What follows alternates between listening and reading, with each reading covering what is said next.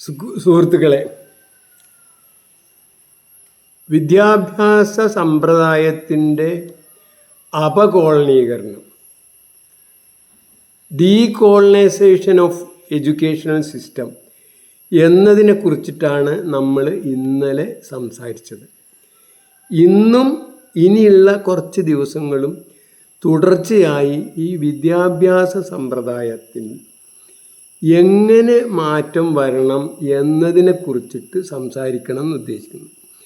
ഞാൻ പലപ്പോഴും വിദ്യാഭ്യാസ സെമിനാറുകളിൽ പങ്കെടുക്കുമ്പോൾ ഇന്നത്തെ വിദ്യാഭ്യാസ രീതി വളരെ പൊട്ടയാണ്, ഒന്നിനും പറ്റാത്തതാണ്, അടിമയാക്കാനും ഒന്നിനും പറ്റാത്തവനാണെന്ന് ബോധ്യപ്പെടുത്താനും വേണ്ടിയാണ് ഈ വിദ്യാഭ്യാസ രീതി എന്നൊക്കെ സംസാരിക്കാറുണ്ട്.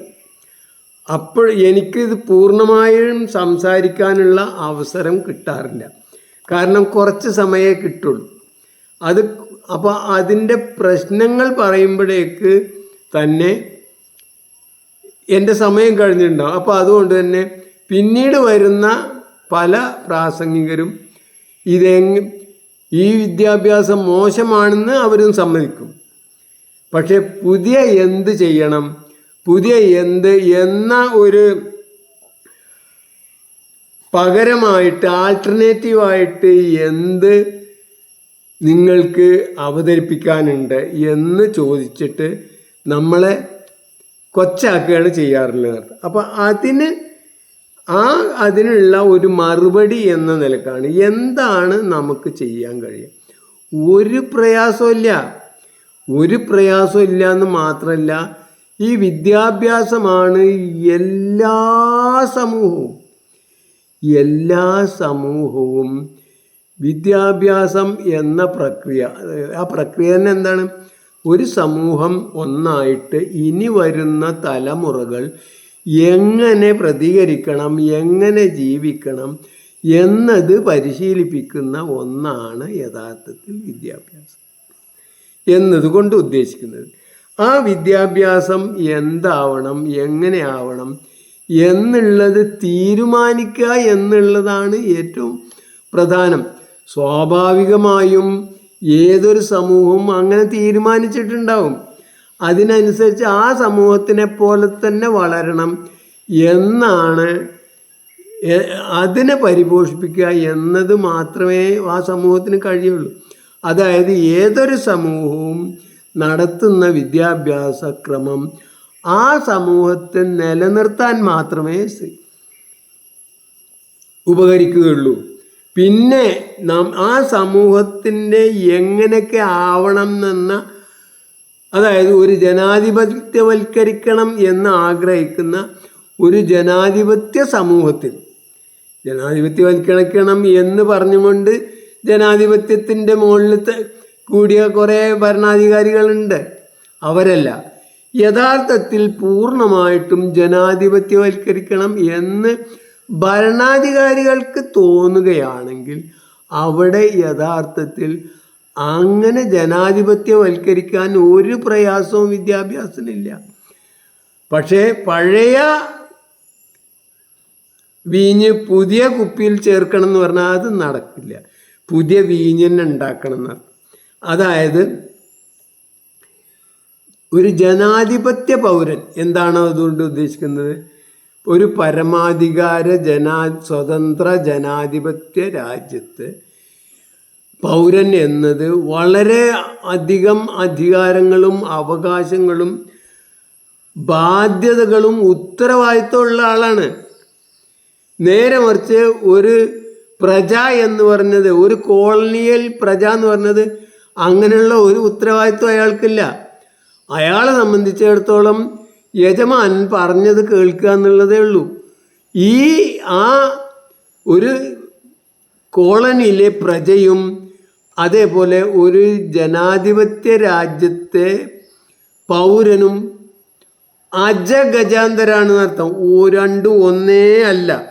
ഇതാണ് നമ്മൾ ആദ്യം മനസ്സിലാക്കേണ്ടത്. പിന്നെ രണ്ടാമത് മനസ്സിലാക്കേണ്ടത്, വിദ്യാഭ്യാസം എന്നത് ഒരു സമൂഹം അതിൻ്റെ ഇനി വരുന്ന തലമുറകളെ എങ്ങനെ ജീവിക്കണം, എങ്ങനെ ഈ കാര്യം ഇവർക്ക് ആഗ്രഹമുള്ള അവരുടെ ആ രീതി എങ്ങനെ നടത്തണം എന്ന് അത് പരിശീലിപ്പിക്കുന്ന രീതിയാണ്.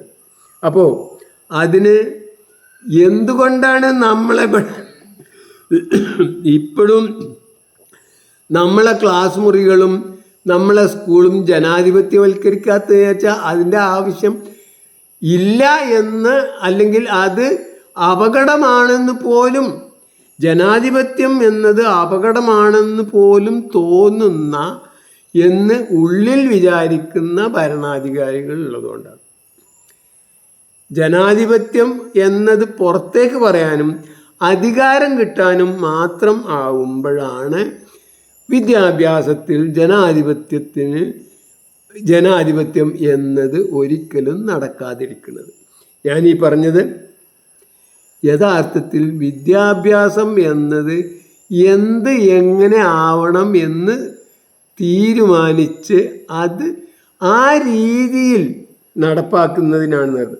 അതായത് ഒരാൾ സത്യസന്ധനാവണോ കള്ളനാവണോ എന്ന് തീരുമാനിക്കേണ്ടത് ആ രീതിയിൽ ജീവിക്കണം, അപ്പോഴേ ഉള്ളൂ. അതായത് ഒരാൾ ക്രൂരനാവണോ ദയാലു ആവണോ എന്നത് തീരുമാനിക്കുന്നത് നമ്മൾ അതിനുള്ള പരിശീലനം കൊടുക്കുമ്പോഴാണ്. ഉദാഹരണമായിട്ട് താലിബാനിലെ കുട്ടികൾക്ക് പരിശീലനം കൊടുത്തത് എങ്ങനെയാണ്? ആൾക്കാരെ കൊല്ലുന്നത് കാണിച്ചിട്ടും അതേപോലെ തന്നെ അത് പ്രൈസ് ചെയ്യുന്നതുകൊണ്ടും അതുകൊണ്ട് നിങ്ങൾക്ക് സ്വർഗത്തിൽ പോകാമെന്ന് പറഞ്ഞുകൊണ്ടൊക്കെ അല്ലേ? നിങ്ങൾ കണ്ടില്ലേ അത്? അതേപോലെ നല്ലവനാണെന്നും വെടക്കാവനാണെന്നൊക്കെ തീരുമാനിക്കേണ്ടത് ആ രീതിയിൽ പഠിപ്പിക്കുമ്പോഴാണ്. ജനാധിപത്യവാദിയും ഏകാധിപത്യവാദിയും ആണോ എന്നുള്ളത് വേണ്ടത് നിങ്ങളെ വിദ്യാഭ്യാസത്തിലാണ് തീരുമാനിക്കേണ്ടത്. വിശ്വാസിയും മതവിശ്വാസിയാവണോ അവിശ്വാസിയാവണോ എന്ന് തീരുമാനിക്കുന്നത് നമ്മളെ വിദ്യാഭ്യാസത്തിലൂടെയാണ്. അതേപോലെ സത്യസന്ധനും കള്ളനുമാണോ, ഭീരുവും ധീരനുമാവണോ, വഷളനും മാന്യനുമാവണോ എന്നൊക്കെ തീരുമാനിക്കുന്നത് അതിനനുസരിച്ച രീതിയിൽ അയാൾ ജീവിക്കുമ്പോഴാണ്.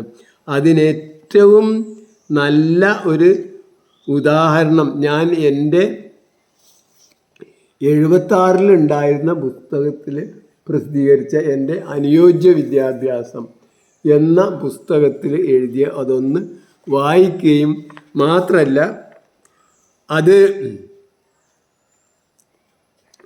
ഇന്നും പ്രസക്തമാണ് എന്നാണ് എനിക്ക് പറയുന്നത്. ഡൊറോത്തി നോൾട്ടെ എന്ന ആള് children learn what they live എന്ന് എഴുതിയ ഒരു വളരെ രസകരമായ, വളരെ പ്രധാന വിദ്യാഭ്യാസത്തിൽ ഏറ്റവും പ്രധാനമായി പരിഗണിക്കേണ്ട ഒരു കാര്യം എന്ന നിലക്കാണ് ഞാൻ വായിക്കുന്നത്. അത് ഓരോന്നും ആകെ 7 ഉണ്ട്. 7 അത് വായിച്ച് അത് ഒന്ന് ചെറുതായിട്ട് വിശദീകരിക്കാം. If children live with criticism, they learn how to condemn. കുഞ്ഞുങ്ങൾ ക്രിറ്റിസം, അതായത് വിമർശനത്തിലാണ് ജീവിക്കുന്നതെങ്കിൽ, ആ വിമർശന സാഹചര്യത്തിലാണ് ജീവിക്കുന്നതെങ്കിൽ അവർ കണ്ടം ചെയ്യാൻ, അല്ലെങ്കിൽ അവർ ഒരാളെ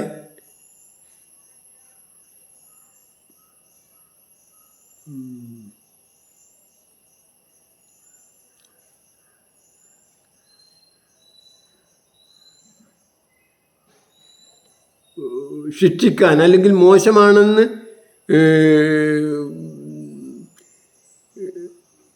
മോശക്കാരനെന്ന്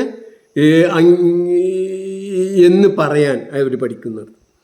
അടുത്തതായിട്ട്, if children live with hostility, they learn how to fight. അവർ ഹോസ്റ്റിലിറ്റി, അതായത്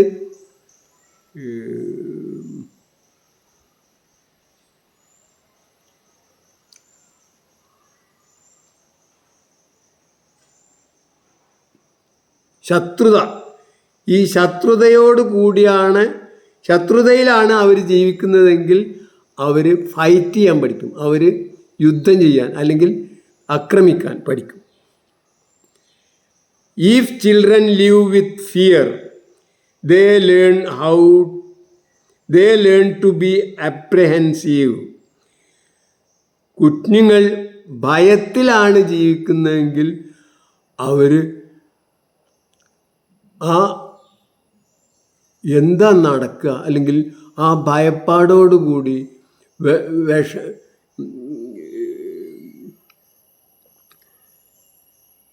ഇരിക്കാൻ പഠിക്കുന്നർത്ഥം. അതായത് ഭയത്തിലാണ് ജീവിക്കുന്നതെങ്കിൽ അവരെപ്പോഴും സങ്കോചത്തോടു കൂടി മാനസിക പ്രയാസത്തോടു കൂടി ജീവിക്കാൻ പഠിക്കും. If children live with encouragement they learn to be confident.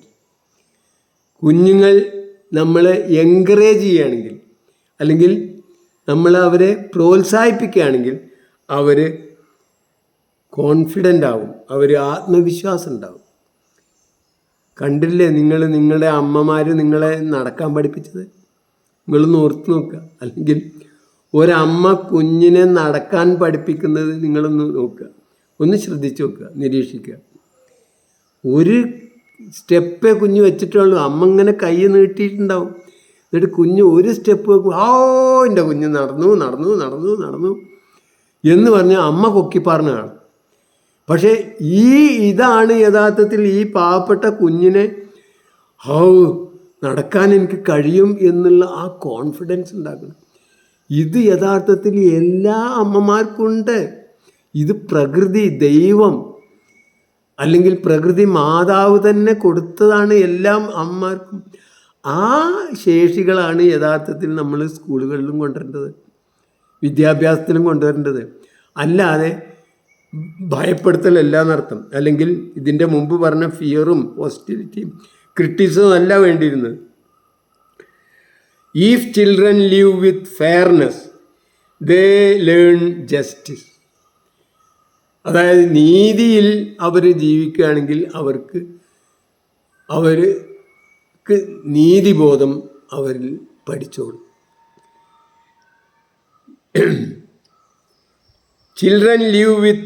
If children live with tolerance, they learn to be patient. അതായത് അവർക്ക് ടോളറൻസ് ഉള്ള സ്ഥലത്താണ് അവർ ജീവിക്കുന്നതെങ്കിൽ അവർ പേഷ്യൻ്റ് ആവും, അവർക്ക് ക്ഷമ പഠിക്കുള്ളൂ, അവർ ക്ഷമിക്കാൻ അവർക്ക് കഴിയുന്നത്. If children live with security they learn to have faith in themselves and in those around them. അവർ സെക്യൂരിറ്റിയിൽ സുരക്ഷിതമാണ് എന്ന് അവർക്ക് തോന്നുന്നുണ്ട്, സംരക്ഷണത്തോടു കൂടിയാണ് അവർ ജീവിക്കുന്നതെങ്കിൽ അവർക്ക് അവരിൽ തന്നെ ആത്മവിശ്വാസവും അതേപോലെ തന്നെ ചുറ്റുള്ളവരോടുള്ള വിശ്വാസവും ഉണ്ടാവും. ഇതാണ് സത്യം. ഈ കാര്യം നമ്മൾ നമ്മുടെ വിദ്യാഭ്യാസത്തിലും കൊണ്ടുവന്നാൽ മതി. അവിടെ ക്രിറ്റിസിസം ഉണ്ട്, അതേപോലെ തന്നെ ഹോസ്റ്റിലിറ്റി ഉണ്ട്, ഫിയർ ഉണ്ട്. നേരെ മറിച്ച് encouragement, fairness, justice, tolerance, faith, ഇതൊന്നും അവിടെ നടക്കുന്നില്ല എന്നുള്ളതാണ്. ഇതിനുള്ള എല്ലാ സംവിധാനങ്ങളും, അതായത് കമ്പയർ ചെയ്യുക, അതവിടെ നടക്കും. എന്തിനാണ്? അതുവഴി അവർ തമ്മിൽ എൻവി ഉണ്ടാവും. നമ്മൾ സെലക്ട് ചെയ്യുമ്പോൾ സെലക്ട് ചെയ്യാത്തവനെ മറ്റുള്ളവനോട് എൻവി ഉണ്ടാവും. അപ്പോൾ അസൂയ, കുനുട്ട്, വിദ്വേഷം, പക, ഇതൊക്കെ ഉണ്ടാക്കാൻ എന്ത് മതി? ആ ഒരു പരീക്ഷ അല്ലെങ്കിൽ അതുവഴി അവരെ പിന്നെ വേർതിരിച്ചാൽ മതി. ഈ സെലക്ഷനാണ് പലപ്പോഴും ഈ വിഭജനത്തിനുള്ള കാരണമാണ്. അതായത് എവിടെയൊക്കെ നിങ്ങൾ മത്സരം ഉണ്ടോ അവിടെയൊക്കെ യഥാർത്ഥത്തിൽ എല്ലാ ആസുരഭാവങ്ങളുടെയും വിളനിലമാണ്. അതായത് അസൂയ, കുനുട്ട്, വിദ്വേഷം, പക, തൻപോരിമ, അതേപോലെ തന്നെ കളവ് പറയാനും കളവ് ചെയ്യാനുള്ള ത്വര, ഇതൊക്കെ പഠിക്കുന്നത് യഥാർത്ഥത്തിൽ മത്സരം എന്ന സ്ഥലത്താണ് നടത്തുന്നത്. മത്സരമുണ്ടോ അതവിടെ.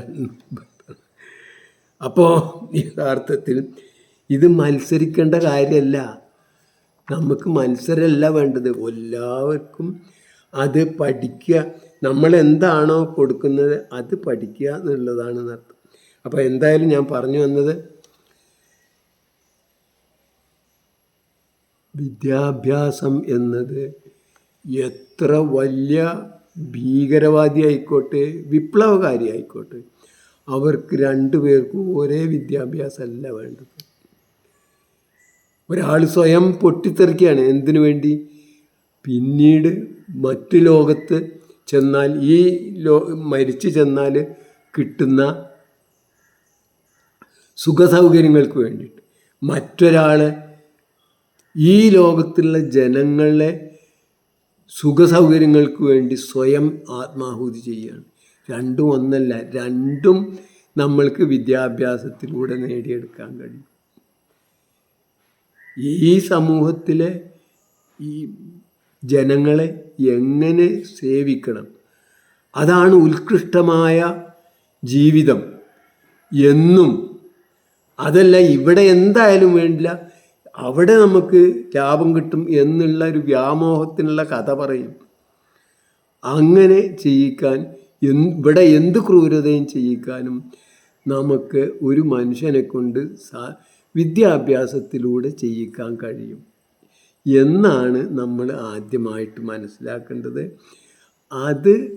അപ്പോൾ അതിന് എന്തൊക്കെ ഏറ്റവും ആദ്യമായിട്ട് ചെയ്യേണ്ട കാര്യം എന്താണെന്ന് വെച്ചാൽ, ആദ്യമായിട്ട് എന്താണ് നമ്മൾ വിദ്യാഭ്യാസം കൊണ്ട് ലക്ഷ്യമാക്കുന്നത്, എന്തൊക്കെ സ്വഭാവ ഗുണങ്ങളാണ് യഥാർത്ഥത്തിൽ വിദ്യാഭ്യാസം കൊണ്ട് ഒരു പൗരന്, ഒരു വ്യക്തിക്ക്, വിദ്യാഭ്യാസം നൽകപ്പെടുന്ന വ്യക്തിക്ക് വികസിപ്പിക്കേണ്ടത്, എന്തൊക്കെ ഗുണങ്ങളാണ്, സ്വഭാവ ഗുണങ്ങളാണ് വികസിപ്പിക്കേണ്ടത് എന്ന് നമ്മൾ ആദ്യം തീരുമാനിക്കണം. അത് തീരുമാനിക്കുക മാത്രമല്ല, അത് തീരുമാനിച്ചു കഴിഞ്ഞാൽ നമ്മളെ ജോലി സമൂഹത്തിൻ്റെ കഴിഞ്ഞു. പിന്നെ അത് വിദഗ്ധരുടെ പണിയാണ്. മനഃശാസ്ത്ര വിദഗ്ധരുടെയും വിദ്യാഭ്യാസ വിദഗ്ധരുമാണ് ഈ കാര്യങ്ങൾ നടത്താൻ എന്തൊക്കെ പ്രവർത്തനങ്ങളാണ് നമ്മളെ വിദ്യാഭ്യാസ കാലത്ത് കുഞ്ഞുങ്ങൾക്ക് കൊടുക്കേണ്ടത് എന്ന് തീരുമാനിച്ചാൽ മതി. അപ്പോൾ ആദ്യം വിദ്യാഭ്യാസം ഡീകോളനൈസ് ചെയ്യണമെങ്കിൽ ആദ്യമായിട്ട് നമ്മളെ ലക്ഷ്യം എന്താണെന്ന് തീരുമാനിക്കണം. ലക്ഷ്യം എന്ത് തീരുമാനിക്കുക എന്ന് വെച്ചാൽ, ഭാവി പൗരൻ സമൂഹവും അവൻ്റെ ജീവിതത്തിൽ സമൂഹത്തിന് ഉപകാരപ്രദമായ എന്തൊക്കെ ഗുണങ്ങളാണ് അവനിൽ ഉണ്ടാക്കേണ്ടത് എന്ന് തീരുമാനിക്കണം. എന്തായാലും അത് ഒരിക്കലും വെള്ളക്കാരൻ്റെ നിക്ഷിപ്ത താല്പര്യമല്ല. അതായത് കോളനി യജമാനൻ്റെ, നമ്മളൊക്കെ ഇന്ന് ഭയങ്കര മാന്യനും അന്തസ്സുള്ളവനും, ഇപ്പം നമ്മൾ അവൻ്റെ ഡ്രസ്സ് പോലെ നമ്മൾ ജീവിക്കുന്നുണ്ട്. അതേപോലെ ഏറ്റവും സംസ്കാര സമ്പന്നനും എന്ന് വിചാരിക്കുന്ന അവൻ്റെതല്ല ലോകത്തിലെ ഏറ്റവും വലിയ ക്രൂരന്മാർ, ഏറ്റവും കൂടുതൽ ജനങ്ങളെ കൊന്നവർ, ഏറ്റവും കൂടുതൽ മറ്റുള്ളവരുടെ സമ്പത്തും സ്വത്തും അധ്വാനവും കവർന്നവർ. അതൊക്കെയാണ് ശരിക്കും വെള്ളക്കാരൻ. അവന് ഒരു സംസ്കാരവും നമ്മളെ ഇന്ത്യയുടെ അല്ലെങ്കിൽ ചൈനയുടെ അതുമായി താരതമ്യം ചെയ്തോ ഇല്ല. നമ്മളാരെയും വഞ്ചിക്കാനോ കൊല്ലാനോ അല്ലെങ്കിൽ ആ പ്രദേശം കീഴടക്കാനോ പോയിട്ടില്ല. അതിനുള്ള കഴിവ് ഉണ്ടായിരുന്നിട്ട് പോലും അത് നമ്മൾ മനസ്സിലാക്കേണ്ടതുണ്ട്. നമ്മൾ തമ്മിൽ അന്യോന്യം കുറേ വഴക്കും വയ്യാവേലിയും വ്യത്യാസമൊക്കെ ഉണ്ടായിരുന്നു എന്നുള്ളത് ശരിയാണ്. പക്ഷേ അവരെ പോലെ ആഗോള ഇത്തിക്കണ്ണികളായില്ല, ഗ്ലോബൽ പാരസൈറ്റ്സ് ആയിട്ടില്ല. ഓർക്കണം, രണ്ടാം ലോകമഹായുദ്ധത്തിലും ഒന്നാം ലോകമഹായുദ്ധത്തിലും ലോകത്ത് ചരിത്രത്തിൽ ഏറ്റവും കൂടുതൽ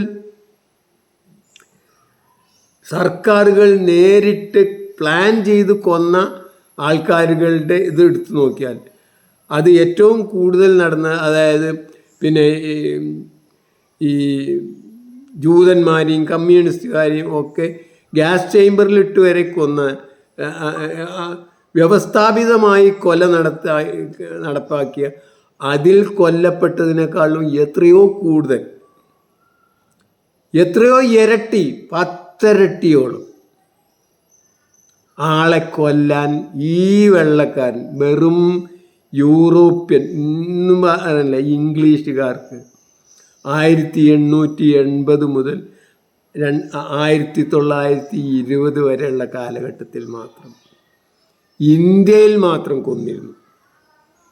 അത് കൊല മാത്രമല്ല, അതുവരെ ഉണ്ടായിരുന്ന സമ്പത്ത് മുഴുവൻ അടിച്ചു മാറ്റി, കവർന്നെടുത്ത് അടിച്ചു മാറ്റി കൊണ്ടുപോയിട്ടാണ് അവർ വലിയ ആൾക്കാരായത്. അവരെയാണ് നിങ്ങളെല്ലാവരും വലിയ ആൾക്കാരാക്കി വെക്കുന്നത്. ആ മനോഭാവം മാറാതെ വെള്ളക്കാരൻ വലിയ ഭീകരൻ, അവനാണ് സംസ്കാരമുള്ളത്, അവനാണ് മാന്യത ഉള്ളത് എന്ന ആ മനോഭാവം. വെള്ളക്കാരിൽ മാന്യത ഉള്ളവരില്ല എന്നല്ല ഞാൻ പറഞ്ഞത്, ഉള്ളവരുണ്ട്, സത്യം. പക്ഷേ അവരുടെ ഭരണകൂടങ്ങൾക്ക് ഒരിക്കലും ആ മാന്യത എന്നത് ആലോചിക്കാനും കൂടിയും പറ്റില്ല. അങ്ങനെ ആലോചിക്കുകയാണെങ്കിൽ ഏറ്റവും ആദ്യം ചെയ്യേണ്ടത് ഈ ചെയ്ത അട്രോസിറ്റീസിനൊക്കെ, ഈ പൈശാച്യതയ്ക്ക് മാപ്പ് ചോദിക്കുക. മാപ്പ് ചോദിച്ചാൽ എന്താണ്? ആത്മാർത്ഥമായി മാപ്പ് ചോദിച്ചിട്ടുണ്ടെങ്കിൽ അതിൻ്റെ നഷ്ടപരിഹാരം കൊടുക്കും. അങ്ങനെ ഏതെങ്കിലും ഒരു കോളനിയൽ പവേഴ്സ് ഒരുങ്ങിയിട്ടുണ്ടോ? ഇല്ല. അവരുടെ വാലുനക്കികളാണ് ഇന്നും ആ വിദ്യാഭ്യാസം വലിയ കാര്യമാണെന്ന് പറഞ്ഞിട്ട് ഇന്നും ആ വിദ്യാഭ്യാസത്തിന് ഓശാന പാടുന്ന, അത് കൂടുതൽ പരിപോഷിപ്പിക്കുന്ന, അതിനായിട്ട് കൂടുതൽ നല്ല ബോർഡും നല്ല കെട്ടിടവും അതിനായിട്ട് പൈസ ചെലവാക്കുന്ന ഇന്നത്തെ ഭരണാധികാരികളും എന്ന് പറയാതിരിക്കാനും അവരെ ലോകം അല്ലെങ്കിൽ ഇനി വരുന്ന തലമുറ യഥാർത്ഥത്തിൽ വേണ്ട രീതിയിൽ കാണും എന്നുള്ളതിന് യാതൊരു സംശയവും എനിക്കില്ല. എത്രയേ എനിക്കിപ്പോൾ പറയാനുള്ളൂ. എന്തായാലും അടുത്ത എപ്പിസോഡിൽ എന്താണ് ഒരു ജനാധിപത്യ പരമാധികാര സ്വതന്ത്ര രാജ്യത്തെ പൗരൻ്റെ സ്വഭാവ ഗുണങ്ങളും നേരെ മറിച്ച് ഒരു